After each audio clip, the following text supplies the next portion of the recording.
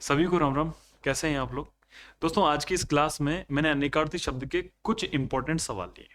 ये सवाल जो है अधिकतर एग्जाम्स में रिपीट होते हैं और इनकी खासियत ये है कि ये आने वाले एग्जाम्स में भी रिपीट होने की संभावना रखते हैं। तो ये क्लास आप लोगों के लिए बहुत अच्छी होने वाली है। हम ज़्यादा समय इसमें लेंगे नहीं आपका। जितने सवाल है लगभग उतने ही मिनटों में ये क्लास होनी चाहिए, मेरा टारगेट है। तो शुरुआत करते हैं पहले सवाल से। सवालों में आप ये भी ध्यान देना कि सवालों का पैटर्न भी जो अधीनस्थ बोर्ड है उसके हिसाब से ही हमने डिजाइन किया हुआ है। पहला सवाल है, इसमें मिलान वाला सवाल है। फर्स्ट ऑफ ऑल आप सब लोगों को ये क्लियर होना चाहिए कि अनेकार्थी शब्द का मतलब ये होता है कि एक ऐसा शब्द जिसके अनेक अर्थ होते हैं। यहाँ लोग पर्यायवाची से अधिकतर कंफ्यूज हो जाते हैं कि पर्यायवाची क्या होता है। और पर्यायवाची के अंदर होता है कि जो शब्द है उसी के समान ही उनका अर्थ होता है, ऐसा नहीं है अलग अर्थ होगा। लेकिन जो अनेकार्थी है उसके अंदर वो शब्द एक ही होगा लेकिन उसके अलग अलग अर्थ होंगे। ठीक है, तो यही इसमें डिफरेंस है। तो पहला है खल। अब देखो, खल एक शब्द है, इसके अनेक अर्थों के रूप में कौन कौन से अर्थ होते हैं? खल का अर्थ होता है दुष्ट होता है, धतूरा होता है, गधा होता है, खलिहान होता है। ठीक है, तो यहां पर आप देखो जैसे तो दुष्ट और धतूरा ये दो दे रखे, तो ये मैच हो जाएगा। खल का दुष्ट, धतूरा, गधा, ठीक है, खलिहान और गो। इस गो के बहुत सारे अर्थ होते हैं, तो यहां तो हमें ऑप्शन में सिर्फ दो दो दे रखे हैं, तो हमें तो दो दो ही देखने। तो गो का एक सीधा सीधा अर्थ होता है गाय, एक होता है बैल, एक होता है आंख, एक होता है इंद्रिय। इस तरीके से इसके अर्थ होते हैं। तो गाय, स्वर्ग, इंद्रिय, आंख, अगर ऐसे शब्द आ जाते हैं तो उसका मतलब हो गया, उसका अर्थ क्या होगा गो का?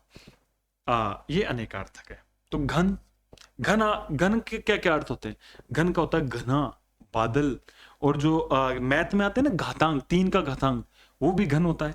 हथौड़ा एक होता है, उसको भी घन बोलते हैं। यहां पर क्या है, घन का अर्थ बादल भी होता है, तो बादल हो गया, घना हो गया, ये मैच हो गया। और जाल, जाल का मतलब क्या हो गया? माया जाल, छल कपट और एक बुनावट, रस्सी की जो बुनावट होती है जिससे जाल बनाया जाता है। एक जाल का मतलब फरेब भी हो सकता है। तो ये अर्थ हो गए। ऑप्शन देखो भाई, ए के अंदर है 4, ए के अंदर 4 दो ही ऑप्शन में है, बी के अंदर है 1, तो बी 1 में इसी में है, तो ऑप्शन सी हमारा राइट आंसर हो गया। अगला सवाल देखो, निम्नलिखित में से अनेकार्थी शब्द की दृष्टि से बेमेल, यानी जो विकल्प गलत है, बेमेल है, वो हमें देखना है। देखो कल, कल का एक अर्थ होता है जो बीता हुआ कल है, एक होता है उसका मशीन, एक कल का अर्थ होता है चैन या शांति, एक अर्थ होता है मधुर ध्वनि, कल कल की आवाज होती है ना नदी की, वो भी इसका अर्थ होता है। लेकिन यहां हमें मशीन और चैन, ये बिल्कुल राइट है। अंबर, अंबर का आकाश होता है, वस्त्र होता है, कपड़ा होता है, ठीक है, केसर होता है, तो ये अंबर का अर्थ है, तो ये भी राइट है। कलम, कलम का अर्थ होता है लेखनी, राइट है। कलम का अर्थ आम, ये गलत है। कलम का अर्थ आम नहीं होता है, कलम का अर्थ या तो लेखनी होता है। कलम, अपने जो ये कनपट्टी के बाल हैं इनको भी कलम कहते हैं, ठीक है। तो यहां पर कलम का अर्थ आम नहीं होगा, इसलिए ये बेमेल विकल्प है। ये बात हमारी राइट होगी, ऑप्शन सी हमारा राइट आंसर हो गया। अगला देखो, शिलीमुख, शिलीमुख का बाण होता है, भ्रमर होता है, ठीक है, तो ये दोनों राइट है, ऑप्शन सी हमारा राइट आंसर हो गया। अगला सवाल देखते हैं, निम्नलिखित में से सुधा का असंगत देखना है, मतलब सुधा का कौन सा अर्थ इसमें से नहीं है, किस ऑप्शन में जो है सुधा का अर्थ नहीं है, ये हमें सवाल में देखना है। सवाल नंबर 3 है हमारा। देखो, सुधा का अर्थ अमृत होता है, आपको अगर पता हो तो अमृत का एक पर्यायवाची सुधा होता है, तो मतलब सुधा का एक अर्थ अमृत भी होता है। इसके अलावा इसका जो अर्थ होता है मकरकंद होता है, दूध भी होता है, रस भी होता है सुधा का अर्थ। वधु, वधु तो नहीं होता, वधु तो अर्थ होता है बहू का, किसका होता है, बहू को बोलते हैं वधु। तो ये सुधा का अर्थ तो वधु बिल्कुल नहीं होता है। चूना होता है, चूना या सफेदी आप जिसको बोलते हो ना, वो सुधा का एक अर्थ होता है। चंद्रिका भी होता है, आपको पता हो चंद्रिका इसलिए होता है जैसे चंद्रमा की जो किरणें होती हैं उनको बोलते हैं सुधांशु, बोलते हैं ना सुधांशु, यानी चंद्रमा की किरणें, तो इसलिए चंद्रिका होता है। मिश्री जो खाने वाली होती है वो भी सुधा का एक अर्थ होता है। तो यहां पर ओनली वधु नहीं होता, इस वजह से ये ऑप्शन सी जो है हमारा राइट आंसर हो जाएगा, क्योंकि ये क्या है, असंगत अर्थ समूह है। अगला देखो, निम्नलिखित में से कौन सा विकल्प जो है अनेकार्थक शब्दों के अर्थों के दृष्टिकोण से सही नहीं है। मैं हमेशा कहता हूं जब भी अप्रोच करो सवाल को तो ये गोला लगा लो, अगर नहीं है पूछा है या असंगत पूछा है या बेमेल पूछा है तो ठीक है, तो इससे आपकी जो सिली मिस्टेक होना कम हो जाएगी, जिसकी वजह से आपका स्कोर हाई हो जाएगा। ठीक है, ऑप्शन ए है धारणा। अब देखो, धारणा का समझ होता है, बिल्कुल होता है, बुद्धि होता है, विचार होता है। ठीक है, ये तो आपको सामान्य अर्थ होता है, बुद्धि भी होता है धारणा का, विचार भी होता है, समझ भी होता है। भेद, भेद का अर्थ जो है रहस्य, बिल्कुल होता है। हम कहते हैं कितने प्रकार के, तो कितने भेद हैं ये भी बोलते हैं। भेद का मतलब एक भिन्नता भी, ये भी तीनों अर्थ एकदम राइट है। प्रसाद, प्रसाद एक तो जो देवताओं के भोग लगाते हैं उसको भी प्रसाद बोलते हैं। एक हम पर अगर कोई कृपा हो जाए तो कृपा भी क्या है, प्रसाद है। अवमर्श, अवमर्श का मतलब, अवमर्श प्रसाद का एक अर्थ बिल्कुल भी नहीं है। अनुग्रह जो है ये प्रसाद का अर्थ, तो यहां पर हमारा आंसर निकल के आ गया, अवमर्श नहीं है इसका अर्थ। ठीक है, तो ऑप्शन नंबर सी जो है हमारा क्या हो जाएगा, राइट आंसर हो जाएगा, कि सही नहीं है। अगला दल, दल, सेना, समूह और पत्ता, ये तीनों अर्थ सही है। दल के तीनों अर्थ एकदम सही है, तो प्रसाद हमारा गलत हो गया। अनेकार्थी खग, अब देखो अनेकार्थी शब्द जो है कई बच्चों को याद नहीं होते, तो याद करने की कुछ ट्रिक्स है। जैसे मैंने अपनी जो बैच में पढ़ाया है उनके अंदर भी मैंने बताया आपको हमेशा कि हमेशा आप अपने हिसाब से कोई ट्रिक बनाओ, अपने माइंड से कुछ ऐसी शब्द लो और उन शब्दों को आपस में कनेक्ट करो, और कनेक्ट करके आप याद करो तो ज्यादा बेहतरीन आपको याद रहते हैं और एक ही बार याद करने में हमेशा के लिए याद हो जाते हैं। जैसे ख ग, ख का मतलब होता है, ऐसे मान के चलो आसमान, आसमान ही होता है। ख का मतलब, ख का मतलब आसमान। अगर ग आ गया तो ग का मतलब होता है चलने वाला या गमन, गमन या चलने वाला। तो अब खग का आप कभी गलत नहीं होगा आपका। आसमान में चलने वाला जो भी है वो क्या है, खग है। आसमान में गमन करने वाला, विचरण करने वाला कौन है, खग है। आसमान में बाण जाती है कि नहीं जाती है बताओ, बाण अगर आप जाती है तो कहां जाती है, आसमान में ही जाती है, तो बाण तो खग गए है। हमें यही पूछा कि किस कौन से में होता है, तो ऑप्शन ए ही हमारा राइट आंसर हो गया। लेकिन पक्ष आसमान के अंदर नहीं चलता है, पक्ष, यहां अगर पक्षी होता तो वो इसका अर्थ हो जाता, यहां अगर चंद्रमा होता तो वो इसका अर्थ हो जाता, तारा इसका अर्थ हो जाता, नक्षत्र इसका अर्थ हो जाता। क्यों, क्योंकि सब किस में चलते हैं, आसमान में चलते हैं। देवता इसका अर्थ हो जाता, सबका गमन किस में, ख में, आसमान में। घोड़ा नहीं होगा, वृक्ष नहीं होगा, तो ऑप्शन ए सिर्फ बाण हमारा राइट आंसर में। तो राइट आंसर पूछा था कि भाई कौन सा में है अर्थ होता है, तो अर्थ कौन सा है, बाण है। यहां भाई एलडीसी अभी आने वाली एग्जाम, और एलडीसी की स्मृति टेस्ट सीरीज है जो कि आपकी टॉपिक वाइज टेस्ट सीरीज है, और साथ में इसमें आपको फुल लेंथ के भी टेस्ट मिलेंगे। 2 पेपर है और दोनों पेपर में 12 टॉपिक वाइज है और 8 फुल लेंथ टेस्ट है। टोटल 20 इसमें, टोटल 20 इसमें, 20 कितने हो गए, 40 टेस्ट हो गए। ठीक है, और ये इसकी प्राइस है 499। अभी अगर आप खरीदते हो तो इसमें 100 रुपए का ऑफ चल रहा है, कूपन कोड है फर्स्ट 100। तो जो भी एलडीसी की तैयारी करें तो इस टेस्ट सीरीज को एक बार के लिए वरीयता जरूर दें। हाईकोर्ट ग्रुप डी, इसकी न्यायदीप टेस्ट सीरीज चल रही है, इसके 15 फुल लेंथ के टेस्ट है।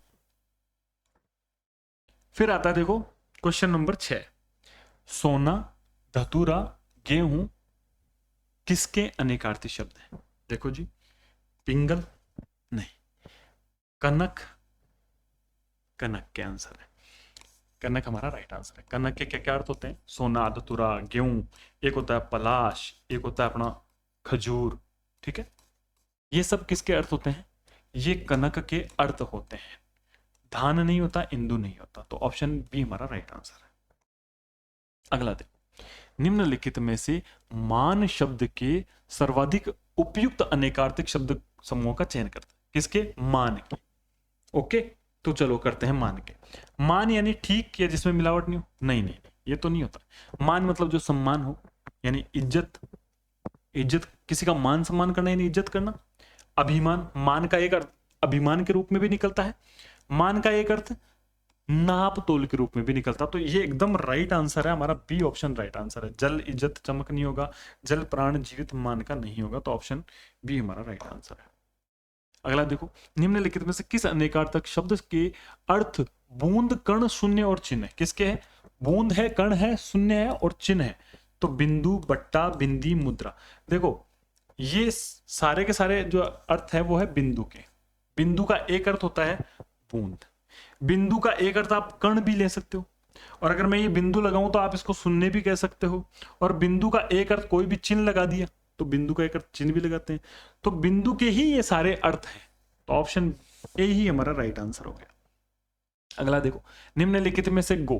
अब मैं आपको ये बताऊं कि गो, देखो कुछ अनेकार्थी शब्द मैं आपको लिख रहा हूं कि वो बहुत ही इंपॉर्टेंट है। जैसे गो हो गया, ठीक है, जैसे इला हो गया, जैसे सारंग हो गया, अंक हो गया, है ना, ये तो इतने इंपॉर्टेंट है ना, इनके बहुत अच्छे अच्छे एग्जाम्पल्स और बार बार में ये रिपीट होते हैं, तो इनको तो आपको याद कर ही लेना चाहिए। तो देखो हमें गो का पूछा है, अभी मैंने एक बार पहले भी आया था गो, तो गो वेद शंख समुद्र नहीं, श्रेष्ठ भार शिक्षक ये तो गुरु के हैं, ये तो सारे किसके हैं, गुरु के हैं। स्वर्ण जल, अच्छा पारा नहीं, ये गो का नहीं है। लेकिन गो का क्या है, स्वर्ग है, सूर्य है, बेल है, माता है, गो का गाय भी होता है, गो का सरस्वती भी होता है, ठीक है। इस तरीके से ये गो के सारे अर्थ है, पृथ्वी भी होता है गो का अर्थ। तो ऑप्शन डी हमारा राइट आंसर, जिसमें स्वर्ग, सूर्य और बेल आता है। अगला देखो, कौन सा शब्द कर के अर्थ से असंबद्ध। अब देखो हिंदी में ये चीजें आपको समझना जरूरी है।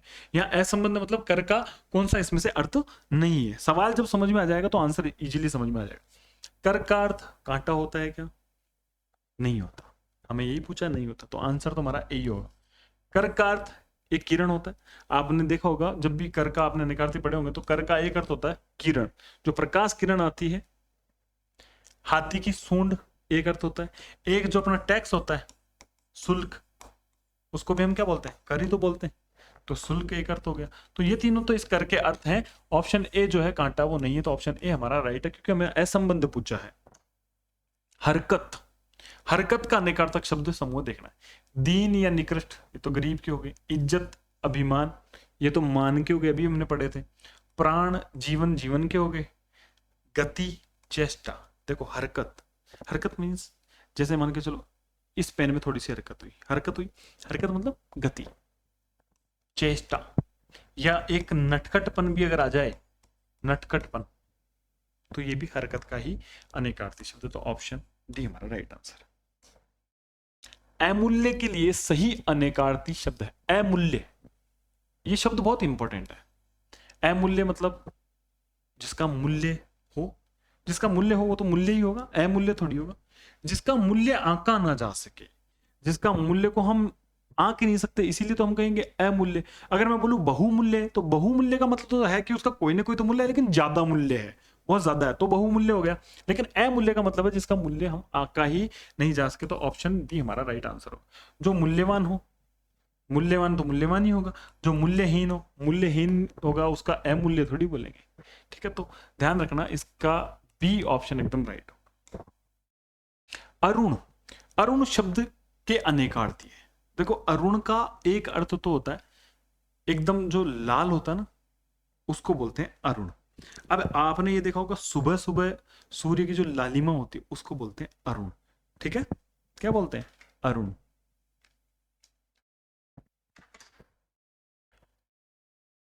अरुण का एक अर्थ सूर्य होता है, लाल होता है, ठीक है, सिंदूर होता है, ऐसे ही अरुण के अर्थ होते हैं। प्रातःकालीन होता है, प्रातःकालीन होता है, सूर्य होता है, सिंदूर होता है, सूर्य होता है लेकिन गुलाबी नहीं होता है, इसलिए ये ऑप्शन गलत। प्रातःकालीन भी होता है, सूर्य भी होता है और सिंदूर भी होता है। आगे मैं आपको बता दूं लाल भी हो गया, ठीक है। तो ये भी किसका अर्थ हो गए, ये सब कुछ अरुण के अर्थ है, तो ऑप्शन बी हमारा राइट आंसर है। सिंदूर इसका अर्थ होता है लेकिन आंख नहीं होता है। सूर्य इसका अर्थ होता है लेकिन नवीन नहीं होता है, इसलिए ऑप्शन बी हमारा राइट आंसर है। अगला देखो, किस अनेकार्थक शब्द के सभी अर्थ सही है, हमें सही है वाला देखने। यानी भूत, सबसे पहला आता है भूत। भूत माने जो भूतकाल, अतीत, एकदम राइट है। राख, लेकिन राख जो है भूत का अनेकार्थक शब्द नहीं है, तो ये गलत हो गया। दंड, दंड का हो सकता है जुर्माना, लेकिन दंड का भूमि नहीं हो सकता, दंड का सजा हो सकता है। दंड का यमराज भी हो सकता है, क्योंकि यमराज तो दंड देते हैं, लेकिन दंड का भूमि नहीं होता है। अंश, अंश का एक अर्थ होता है भाग और एक अर्थ होता है कंधा। अब देखो अंश को मैं आपको ये समझाऊं, वैसे ही बोलने के अंदर इस अंश का तो अर्थ होता है कंधा, ये शब्द युग्म में भी आप पढ़ सकते हो, लेकिन इस अंश का अर्थ होता है भाग या हिस्सा। बट जब अनेकार्थक शब्द देखते हैं तब यहां हमें इस अंश और इस अंश को एक ही मान लेते हैं, इसलिए अंश का अर्थ कंधा भी होता है और भाग भी होता है, इसलिए ऑप्शन हमारा सी राइट आंसर। पक्ष जो है उस पक्ष का पंख तो होता है लेकिन किनारा नहीं होता। पक्ष का पखवाड़ा हो सकता है, किनारा तो नहीं होगा, इसलिए आंसर जो है हमारा सी राइट आंसर हो गया। अगला देखो भाई, खेचर। अभी मैंने बताया था ख ग, ख का मतलब ख में विच, ख मतलब होता है आसमान, आसमान में विचरण करने वाला है, चलने वाला, गमन करने वाला। यहाँ खेचर है तो चर का मतलब चलने वाला होता है या विचरण करने वाला होता है। खे माने हो गया आसमान, तो आसमान में विचरण करने वाला जो भी होगा इसका आंसर हो जाएगा। पक्षी आसमान में विचरण करता है लेकिन गधा थोड़ी करता है, व्योमपुत्र भी नहीं करता, तो ये नहीं होगा। पक्षी करता है, ग्रह करता है और देवता करते हैं आसमान में विचरण, तो ये ऑप्शन हमारा राइट आंसर है। आकाश तो खुद ही आकाश है भाई, आकाश कोई आकाश में विचरण थोड़ी करता है, आकाश में दूसरी चीजें विचरण करती है, तो आकाश मेघ आसमान इसका अर्थ नहीं होगा। ग्रह नभ व्योम भी इसका अर्थ नहीं होगा। ग्रह तो हो सकता है लेकिन नभ नहीं होगा, व्योम नहीं होगा। नभ और व्योम का तो मतलब ही आसमान है। खेचर का मतलब है आसमान में चलने वाला, तो आसमान में कौन, पक्षी, ग्रह, देवता। ठीक है, खग और खेचर के समान ही अर्थ होते हैं, तो ये आप मान के चलो 15 में भी ऑप्शन हमारा राइट है। आगे देखो भाई, स्मृति कोचिंग क्लासेस पर एलडीसी 2026 जो आने वाली है उसका सेकंड पेपर का ये पूरा का पूरा बैच है, जो मात्र आपको 599 में मिल रहा है। ठीक है, इसके अंदर आपको लाइव टेस्ट भी करवाए जा रहे हैं। ये राजस्थान हाईकोर्ट एलडीसी का बैच है जो कि 500 रुपए में है। फिर दुर्गा बैच है, केवल इंग्लिश पढ़ने वालों के लिए दुर्गा बैच है। और यहाँ पर एक है हमारा ग्रुप डी का जो 299 के अंदर बैच है, और जिसमें आपका पूरा का पूरा सिलेबस कराया गया है इस बैच में मात्र 299 में। और एग्जाम भी आने वाली है ग्रुप डी की, जल्दी ही डिक्लेयर हो जाएगी हाईकोर्ट के द्वारा। अगला सवाल देखो, सवाल नंबर 16 है, निम्नलिखित विकल्पों में अनेकार्थक शब्दों की दृष्टि में से एक विकल्प अनुपयुक्त है, यानी गलत, गलत ढूंढना हमें। खग पक्षी सही है, बाण सही है। अब देखो ये खग है ना, बहुत ही इंपॉर्टेंट है। मैंने कहा ना हर ऑप्शन में बार बार रिपीट हो रहा है, खग खेचर है, हो रहा नहीं रिपीट, तो ये इंपॉर्टेंट है। पक्षी हो गया, बाण हो गया, सूर्य, ये तो राइट है जी। चक्र, चक्र का मतलब होता है पहिया। सेना का व्यू, यानी बोलते हैं ना चक्र व्यू, तो सेना का एक व्यू भी है चक्र वाला, एक घेरा भी बोलते हैं। चपल, चपल मतलब चंचल है। चपल मतलब पारा तो नहीं है, पारा नहीं है। चप्पल का एक अर्थ चंचल हो सकता है, चप्पल का अर्थ जीभ हो सकता है, ठीक है, लेकिन पारा बिल्कुल नहीं होगा, तो ये गलत हो गया, ये ऑप्शन हमारा अनुपयुक्त है। तो इसीलिए बोलते हैं कि अनेकार्थी में आपको सारे अर्थ, लगभग जो इंपॉर्टेंट अर्थ है ना वो आपको आने चाहिए, तभी आपका सवाल सही हो पाएगा, ऐसे नहीं हो पाएगा। चपला का अर्थ लक्ष्मी, बिजली और मध्य, तीनों राइट है, तो ऑप्शन सी हमारा राइट हो गया, क्योंकि इसमें हमें पारा गलत है। बात समझ में आ रही? अगला देखो, अली शब्द का अनेकार्थी शब्द है, ये भी इंपॉर्टेंट है, मैं आपको लगा दूं, अली काफी बार पूछा गया इसलिए इंपॉर्टेंट है। अली का एक अर्थ होता है भंवरा होता है, अली का अर्थ कोयल भी होता है, अली का अर्थ कौवा भी होता है, अली का अर्थ सखी भी होता है, ठीक है। भंवरा होता है लेकिन आम्र नहीं होता है। कोयल होता है लेकिन शुक यानी तोता नहीं होता है। कोयल होता है लेकिन अज यानी बकरा नहीं होता है, ये तो नहीं होता है। तो कोयल और भंवरा ये दोनों ही होते हैं, ऑप्शन ए हमारा राइट हो गया। अंक, ये भी वेरी इंपॉर्टेंट लगा ना, अंक के अनेकार्थी शब्द आपको याद कर लेने हैं, ठीक है। अंक, धन, ऐश्वर्य, प्रयोजन, कारण, ये तो अंक के नहीं है, ये तो अर्थ के, क्या है, अर्थ, अर्थ के अनेकार्थी शब्द है ये तो। अंक का अर्थ एक होता है संख्या के अंक, नाटक के अंक, गोद, अध्याय, अगर मैं कहूं चिन्ह, चिन्ह जो होता है, तो ये जो चिन्ह है ये भी किसका है, अंक का अर्थ है, ठीक है। तो अंक का ऑप्शन हमारा बी राइट है। निराधार, शून्य, निचला, ओष्ठ, ये सब तो किसके हैं, अधर के, ठीक है। और ये कुछ आ तो किसी के होते नहीं है, तो ऑप्शन बी हमारा राइट आंसर है। अगला देखो सवाल, सारंग, मैंने अभी आपको इसको लिखवाया भी था कि ये तो इंपॉर्टेंट है। कौन से है सारंग के? चंद्रमा, बिल्कुल चंद्रमा सारंग का है। भंवरा सारंग का है। रति क्रीड़ा नहीं है, रति क्रीड़ा की जगह अगर कामदेव आता तो इसका होता। चाबुक नहीं है, अगर चातक आता तो इसका अनेकार्थी होता, लेकिन चाबुक नहीं है। चंद्रमा है, हाथी भी है, घोड़ा भी है, भौरा भी है, कोयल भी है। अब देखो इस सारंग के अंदर बहुत सारे जो है पशु या जानवर आ जाते हैं। जैसे इसके अंदर देखो हाथी, भौरा, कोयल, है ना। इसमें आ जाता है कपोत, इसमें आ जाता है हंस, इसका अर्थ आ जाता है घोड़ा, इसका अर्थ आ जाता है बाज, ठीक है, इसका अर्थ आ जाता है मयूर।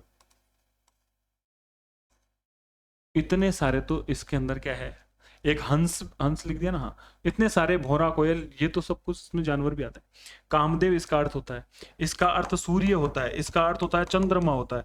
बहुत बड़ा है ये, सबसे बड़ा आई थिंक अनेकार्थक में सारंगी है। इसका अर्थ सूर्य है, चंद्रमा है, इसका अर्थ वाणी है, इसका अर्थ है कपूर है, इसका अर्थ है सुंदर है, इसका अर्थ है स्त्री है। मैं कितने ही लिख दूंगा, बहुत सारे हैं इसके, ठीक है। स्त्री है, अंजन है, एक राग है, और क्या सरोवर है, पानी है।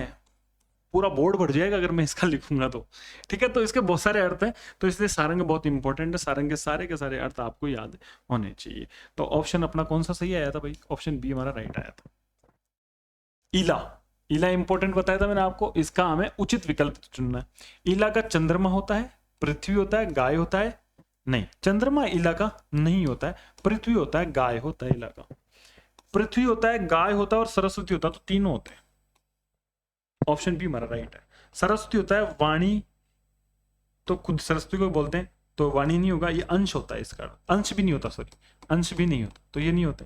पृथ्वी होता है, ये दोनों नहीं होते, तो हमारा ऑप्शन बी राइट है, ठीक है। इस तरह से ये अनेकार्थी शब्दों के मैंने आपको 20 इंपॉर्टेंट सवाल लिए, और लगभग इतने ही सवाल इतने ही मिनटों में मैंने लगभग आपको कराए हैं। तो ये क्लास आप लोगों के लिए इंपॉर्टेंट है। इस क्लास को देखकर आपको आइडिया लग जाना चाहिए कि कौन कौन से जो सवाल हैं, कौन कौन से जो अनेकार्थी है, वो हमारे परीक्षा की दृष्टि से बहुत ज़्यादा इंपॉर्टेंट है। इस क्लास में मैंने आपको बताया भी। अगर आप इस क्लास से नए जुड़े हो तो आप इस चैनल को सब्सक्राइब करें और अपने दोस्तों के साथ भी शेयर करें। और हमारा जो टेलीग्राम चैनल है उसको भी आप ज्वाइन कर लें, क्योंकि उस पर भी हम ऐसे सवाल लाते रहते हैं, है ना, आपके लिए क्विज लाते रहते हैं। ओके, मिलते हैं नेक्स्ट क्लास में, तब तक के लिए बाय बाय, टेक केयर, अपना ध्यान रखिए और बहुत फोकस होकर पढ़ते रहिए।